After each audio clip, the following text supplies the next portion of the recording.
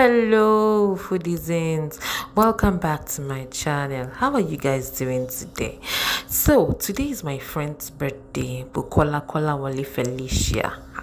Yes, so my bestie. I tried to make something for her.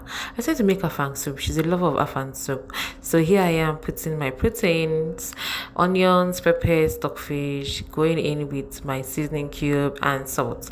I'm going to cook this thing for a while. My friend Bookie. I met her when I went for a job interview. Yes, she has been my friend ever since.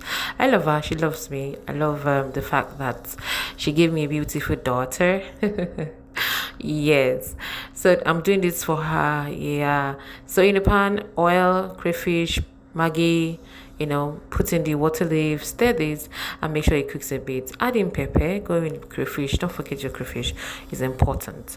Add your isam, which is your periwinkle. Stir, cover and allow that cook. Then add in all your protein. Add in smoked fish. You're going to also go in with your afang. Yes, this is also looking good. Add in your prawns, dry fish, crayfish, more crayfish, pepper, and one more that I cut into chunks.